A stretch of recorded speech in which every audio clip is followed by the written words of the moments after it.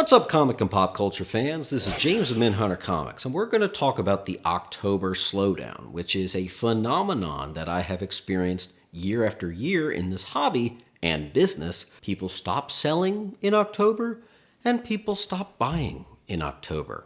It's a bizarre but guaranteed phenomenon that happens year after year, but it does have some logic to it. Don't forget about the 50,000 subscriber giveaway. It's going to be a 9/8 white pager, first full appearance of Venom. I'm going to have you guys drop down below what you think the main reason behind this is. I was feeling a little low on inventory, so I gave a ring to the local comic book shops, and it turns out everyone's in the same boat. And it was the same last year and the year before, and it's going to be the same next year.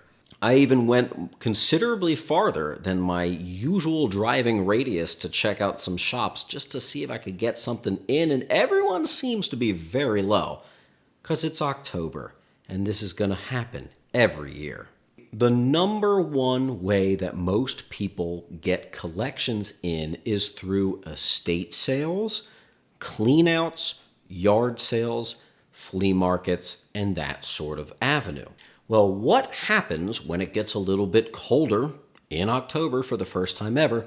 You stop having yard sales. You stop having flea markets. Flea markets, personally, was maybe where I got like a quarter of my inventory throughout the year from. So that's an entire 25% for me personally that just disappeared. Some people rely exclusively on that sort of avenue. But I know a lot of guys that do the auction houses and estate sales, and they dry up around this time of year. People stop doing them. Those who do house cleanouts, usually that's saved for a spring and summer thing. Literal spring cleaning. Come over to my attic, my basement, help me clear this junk out. I got in a little bit of trouble with the wife. That all seems to be stuff that happens earlier in the year or mid-year. But by October, it's pretty much all but dwindled down to nothing. A lot of people think, too, this is a spring problem. It can just wait at this point. So that's how a lot of people get stuff in, and that's kind of turned off in the month of October. Gets kind of turned on again in time for the holiday push, but we'll get to that. There are a lot of buyers that actually do have a lot of inventory that just might not be showcasing it right now. What they do is they actually intentionally hold on to it so that they can have really good stuff for the Christmas season. That's not how I operate. I'm very get it in, get it gone almost within the same week if I can help it. But I totally understand the logic behind intentionally holding inventory back and doing a big Black Friday sale, a big Christmas sale.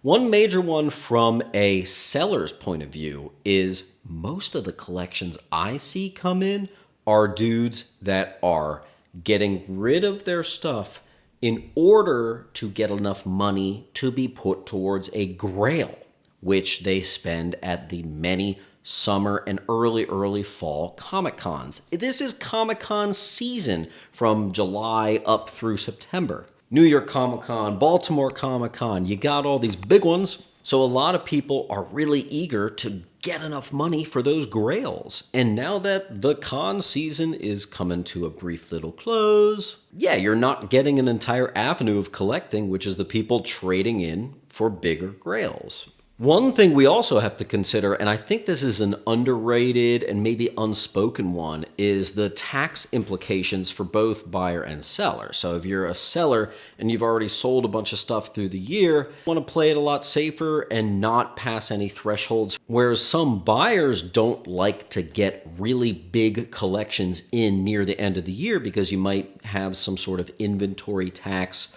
or some other tax hit for having a lot of stuff at the end of the year. I know a lot of people like to do the big purchases at the beginning of the year so they have plenty of time throughout the year to offload them, and that's just how they run the business. Some businesses like to end the year completely wiped of inventory. So you get buyers less wanting to buy collections, frankly.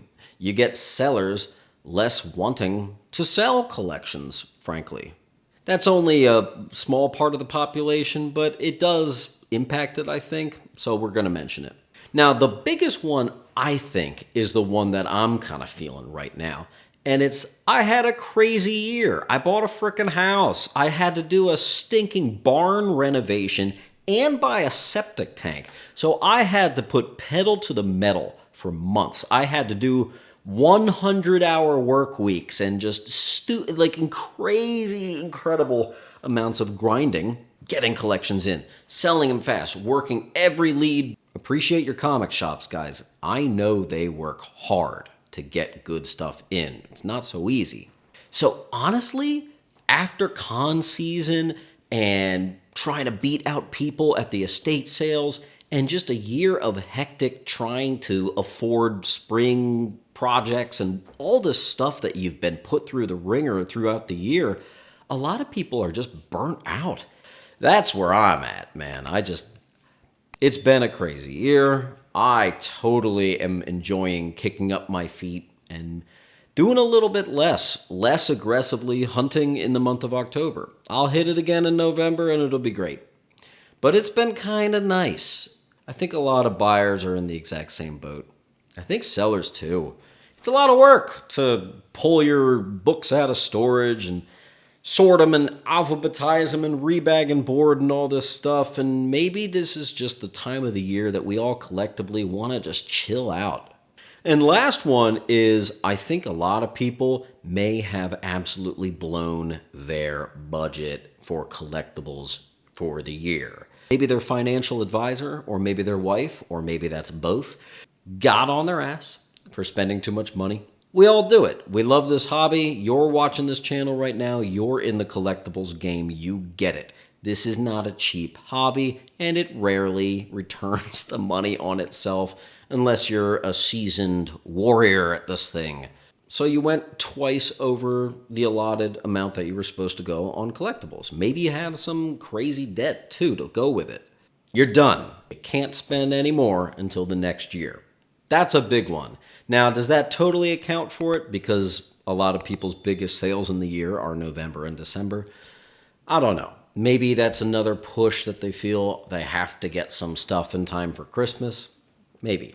I know it's the time of year where you do the least amount of buying and probably the least amount of selling too. What do you think I missed?